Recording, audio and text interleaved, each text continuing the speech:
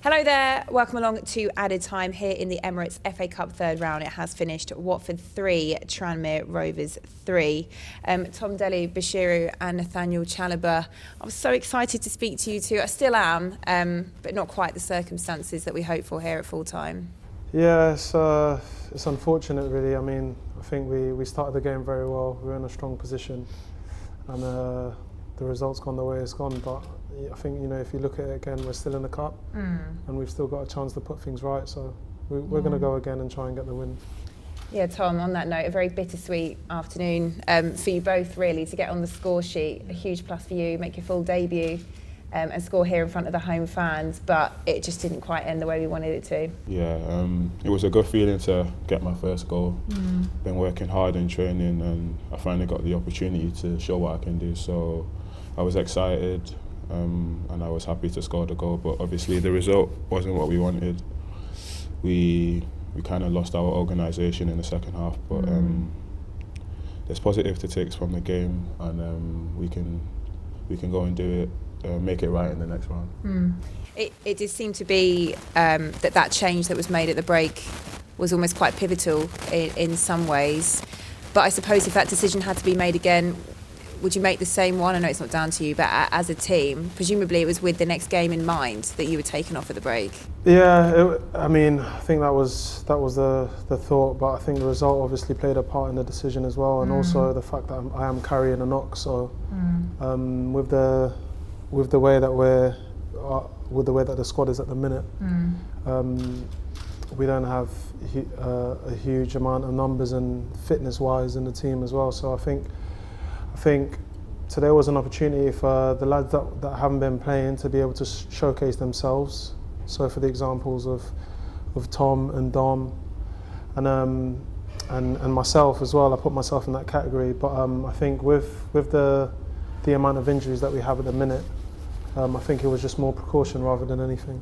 But for you personally, it must have been pretty tough to then watch that next 45 play out, right? Yeah, definitely. I didn't get showered and changed because I wanted to come out and support the boys, and I was with them through the whole thing. But it was difficult to watch, but also I think it was a decision that had to be made, and part of me was saying that I wish I was still out there playing, but then again, I still have a lot of faith in the team, and I think we should have obviously held the result out. But then again, this is football. They get the momentum after they score the first goal, and they just kept coming and coming, and I think sometimes when a lot of changes are made, it does, change the organisation really of the team, and the flow of the teams tends to fluctuate a little bit. So I think it was evident today, and it's not really a situation that I could really talk about too much as a player, but we just got to dust ourselves off and go again. How tough was it for you out there just to experience those two extremes as well, things going so well in the first 45 and then going the way it did? Yeah, it was tough. Obviously also being my first 90 minutes in a few months, so yeah, towards the end of the game I was struggling a bit, but yeah, like in the first half everything was going well. We had comfortable possession of the ball. But then the second half, I think they changed formation. They came on. That was it. They made two quite critical subs when you came off, and that just seemed to swing the game in a lot of ways. They came out as more like pressed us higher up the pitch, so we were forced to kick it at times and like just give them the ball. So they were like applying more pressure to us. Yeah. But I feel like we could have dealt with it better. We should have created more options for each other on the ball. But yeah, we'll just learn from it. Yeah, I suppose with that, it's just experience, isn't it, Nath? Yeah. Would you agree? No, definitely. I think experience, Tom's seen this now firsthand. I think the next time he's going to know how to deal with it. Yeah. I think for some players, they've never really been in a situation like that. And for the lads that have been in the situation, trying to pull through and trying to pass it on to the lads can be quite difficult to do there and then on the pitch. But I think, we have got enough experience in our team, and today, like I said, the substitutions and everything just did change, the flow of things a little bit. How much do you find yourself looking to the senior players, especially in that second half? Max was giving me quite a lot of advice, like just telling me to stay switched on, like not lose concentration and that, and just keep talking to everyone near me. And especially when Callum came on as well, he was just told me to just keep being vocal and just like helping him out. So yeah, it was good. They gave good support, the elder players on the team. Yeah, I suppose now you just need to hold on to that first 45, whilst there are lessons that need to be learned from that second half, because you two starting together with Domingos Kino, I've been told at the training ground you're known as the Swag Brothers, is that right? So that first 45 there, you must have really enjoyed that. Yeah, no, it was fun. I mean, we've got good chemistry. Yeah. Where does that name come from, by the way, the Swag Brothers? That's probably the doc who said that. Yeah, the doc's probably giving us that, but it's just because we're always together in training and we don't sit too far from each other as well in the change room, so we've got that kind of relationship, and I was excited playing today in midfield. Yeah, I guess you guys are just hoping for another opportunity to do that again and get it right over the full 90 this time. Yeah. Full time then, what did Nigel have to say? Or was not much said at all?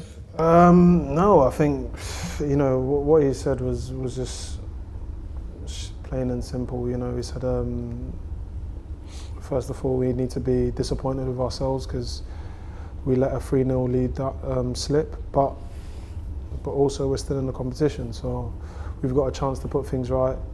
Now is an opportunity to rest and get a few days off, but obviously we still need to improve on our fitness and everything else. So he was just honest with us really as a group, and all the young lads that came in, you know, being able to deal with a situation like that is part of the learning curve really. But it's not the end of the world, you know. Like I said, we're still in the competition and we should be disappointed, but also what we can do is we get a second chance, and usually you don't really get that. Yeah.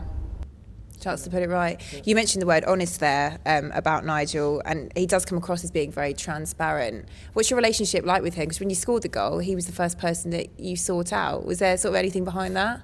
Yeah, it's quite personal, and I don't think it's for me to say. But yeah, he's very honest with the whole squad, the players that play and the players that don't play. And yeah, like I said, after the goal, I just thought it was a personal reason, and I just wanted to dedicate the goal to him. Yeah, it was nice to see. And what are you learning from working with Nigel? I mean, it's a big plus for you personally that he's put his faith in you today. He's just a good guy. He like motivates all the players. He tells us that our chance will come, that we just have to take our chance. And he demands a lot from everyone. So we just have to keep working hard in training and prove to him that I'm ready to play. Yeah.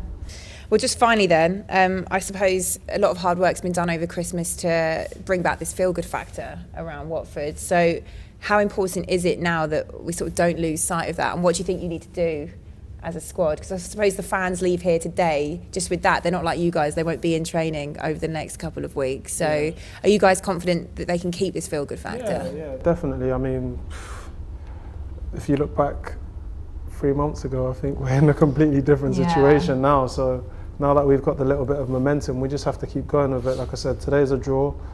We didn't end up with a defeat. It might feel like a defeat to us personally and maybe to the fans, but we've got a chance to put it right at their place again, as I've said before. But also I think the gaffers come in, Shaky's come in, and they've put, you know, they've changed the vibe of the place and they've changed the mentality of all the boys, and I think all the Watford fans here today, they enjoyed themselves and they've started to get that feeling back in where we've been putting in performances. So I don't think anything should change right now really, because we're going to need them to get behind us again when we go to Bournemouth. So the turnover is quite quick. It is, So we don't have time to dwell on anything. Yeah, absolutely. And just finally from you, Tom, how much did you enjoy playing in front of the home crowd here today? And also, how much of a challenge was it when Tranmere got their 12th man out? Because they were making a lot of noise, weren't they? Yeah, it was a great feeling to play in front of the fans. They were very vocal, very supportive, and yeah, it was just good to like sort of do them proud, you know, show them what I can do. And obviously the Tranmere fans were very loud as well and vocal. So yeah, it was a good feeling. Yeah. Yeah, well, we'll focus on those first half highlights. Congratulations to both of you for the goals, and we look forward to seeing you put it right away at Tranmere in a couple of weeks' time. That's it from us on Added Time. For more reaction from today's game, do keep an eye on the club's social media channels. But that's it from us, and we will see you on the South Coast for that game against Bournemouth. I know this video was good, so if you like this, you'll definitely like this one.